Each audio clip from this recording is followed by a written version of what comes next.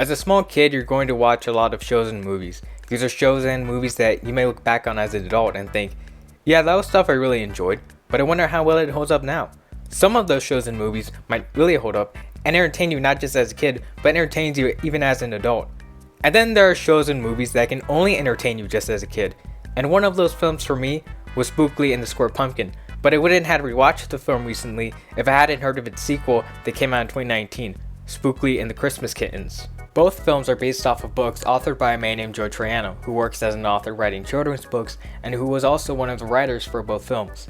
The first movie being based off of his first book, The Legend of Spookley the Square Pumpkin, which came out in 2001, and the second film being based off of The Legend of Mistletoe and the Christmas Kittens, which came out in 2007. I don't know what makes these stories legendary, but whatever.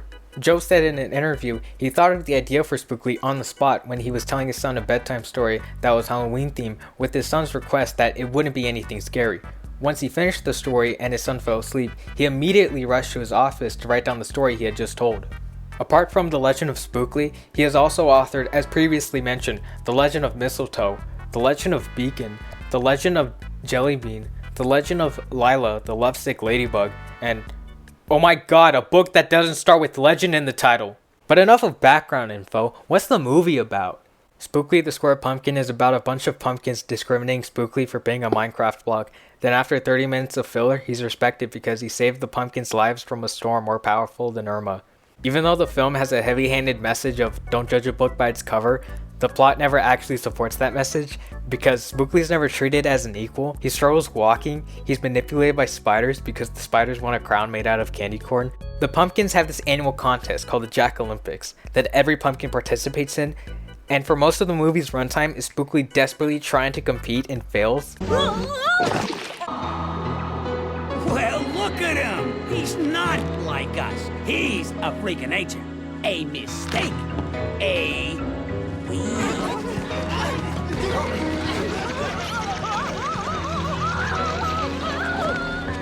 don't know if I can do this. Sure you You'll never know if you never try. The winner is Bobo with 3 points. Is it over? Did I win? Spookley didn't earn his respect by transcending his shape by proving square pumpkins can do the same as round pumpkins. He did a thing that is stereotypical for boxes. They're immobile, so they're used to stop anything from rolling away. So basically, if you're born different, you can never do the same as the rest of people, but you might have 1 or 2 qualities that make you useful. To me, this film equates to a bunch of white people making fun of a black guy. And the black guy is like, I'm going to prove myself to the white people and their annual swimming contest, and then he nearly drowns. But it's only when he picks a few crops on a cotton farm is when the white people are like, you know what, that black guy wasn't so bad after all. Or a woman wanting to prove she can help men by making them all sandwiches. Pacing in this movie is so glacial. The first 15 minutes of this movie goes on forever. I get it, he's new, he's different, and we shouldn't go near him. I understood this guy's a bigot from the song he just sang. Well, look at him! He's not like us. He's a freak of nature. A mistake.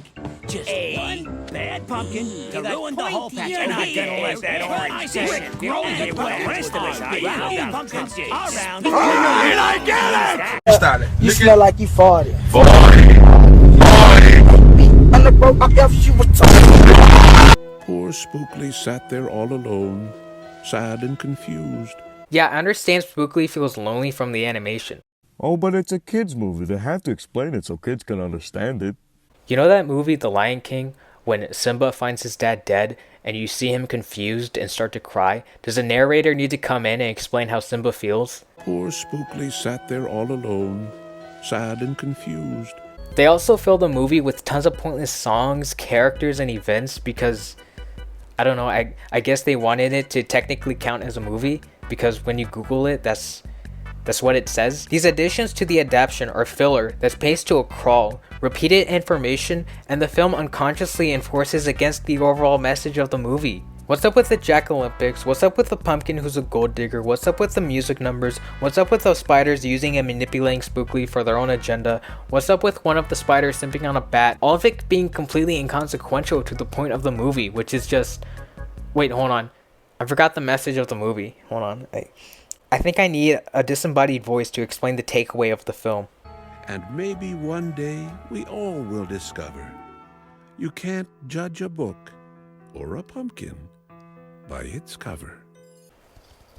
Alright, thanks, man. What was a very simple, quick minute read bedtime story was adapted to an unnecessarily stretched out holiday special that's unconsciously hypocritical to its own moral.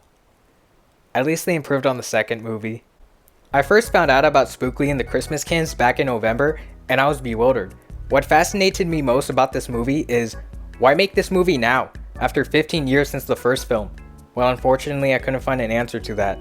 Maybe it was a James Cameron Avatar situation where they wanted to make this movie, but the technology just wasn't there yet until now. All that waiting just to have realistic snow tessellation. If it came out in 2008 or 2009, at least then it would have been around the same time after the book came out, and also around the same time as the first film so that the original demographic could still watch it. But it's been 15 years, I'm 16, and upon watching both movies, I got no value out of either. The film is about a stray cat named Mistletoe, who's voiced by the rabbit from Arthur. Name is... I don't know what my name is. I can't remember anything. You really think someone would do that? Just go on the internet and tell lies? And with the help from Spookley and 3 kittens he initially begrudgingly looks after, tries to find his way home, and along the way he learns to be selfless by taking care of these 3 kittens. I actually didn't think this movie wouldn't be any good, and I was right, but compared to its predecessor, it was shockingly the better movie and did the things a good sequel should do, along with many improvements from the first movie. Spookley evolved as a character. Before he was very timid, but now he's a lot more fearless and goes out of his way to help others. I want to help you. You shouldn't be out here all alone. It had good pacing, scenes actually contributed to the story, they don't constantly drill the same concept into your mind like your brain is non-existent. This movie says what it needs to say and then it moves on. Mistletoe sings about feeling lonely and wanting a home. Okay, got it. It doesn't drag for 15 minutes about a character feeling lonely. The film has a lot more visual storytelling. There isn't as much filler. I say isn't as much because this movie still has a bit of filler. It keeps cutting back to the side characters. Most of the musical numbers in the film are mostly pointless and pretty bad. Go away. Go away, go away. Cut it out. Cut it out, cut it out. Oh, knock it off. The Christmas Star one is the worst number out of all of them and really is the worst scene in the entire movie. The animation is at its poorest, as if this movie already didn't have spectacular animation. The time of day changes from midday to like late afternoon, then back to midday. It really feels like something inserted in at last minute. For some context, Mistletoe is alone and lost in the woods.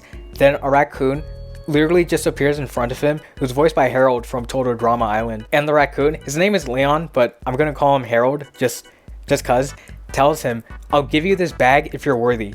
And Mistletoe basically sings a giant lie about how much clout he has. And I live in a castle and ride in a sleigh and have so many toys, I give them away.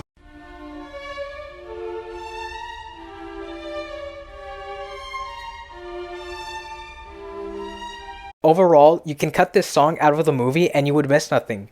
Mistletoe's movements often look stiff, mirroring that Family Guy animation where the characters will move a limb or their mouth while the rest of their body is completely motionless. So instead of Mistletoe moving like a fun animated cartoon animal, moves more like a FNAF animatronic. I'm not alone. I was, but then... them. At the end of the movie, after Spookley leads Mistletoe and the 3 kittens back to the farm, Mistletoe and the kittens are inside the house, and Mistletoe finds a present under the tree for him, which is from Santa, which tells him he deserves the gift of being in a family, because he's such a good person. And Santa's right, you know? Like, at first, Mistletoe was an arrogant liar who sang a bunch of bullshit about how much clout he has, and basically tells 3 stray kittens to go fuck themselves. But because he goes through the Last of Us Joel character arc, he goes from, I don't like you people. Then after a while, he's like, you know what? I like you people now. Then the children come downstairs and are like, whoa! I would have preferred Kevin Spacey, but a chemical experimented cat is good enough. Then Harold is watching from a distance. Then it's revealed that it was Santa. And Santa was also the owl. So not only is Santa a criminal for breaking and entering into everyone's houses, and kind of a pedo for stalking little children, he's also a sorcerer of dark magic. Looking back on Spookley, there isn't much to look back on, and like I said earlier, I got no value out of watching either movies. Of course, you can argue these are movies that aren't made for my age demographic. And yeah, these are movies that air on a channel made for little children, but even then, there are many other movies, shows I watched as a kid and still watch today that are made for kids that are way more better thematically, metaphorically, and entertainment-wise than both movies. Personally, Spookley doesn't resonate the same way something like how many other films I watched as a kid did. As silly or ridiculous and lighthearted many of these movies and shows are, they can be taken seriously. Mulan is a kids film that is lighthearted while also being grounded. The film depicts war and deals with themes like misogyny and fighting for what you believe in, and the film sets real stakes. Characters do get hurt, people do die. Mulan, as well as many other films and shows made for kids, aren't afraid to intimidate or scare their intended audience. They tackle mature themes and show the world isn't a perfect place, that it's filled with complications. Even in shows and movies that aren't gritty at all, still talk about serious topics while employing great humor. Or maybe it's a show that's just great humor and makes you laugh every time. You done good, Hasselhoff. You done. Not to say Spookley doesn't have serious messages, but it lacks a sense of maturity. It's too innocent.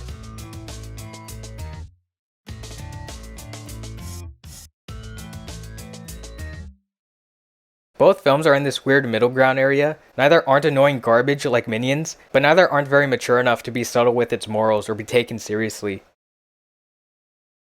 But even with all of that said, I would infinitely prefer my children watch poorly animated cats dancing that has a message about being selfless than... What's poppin', guys? Back with another banger video. I'm here with my boy Kermit. What's up, Kermit? Today we are making Kermit the Frog drink the gay potion. Guys, let's smash 60,000 likes for this video. Kermit the Frog is going gay.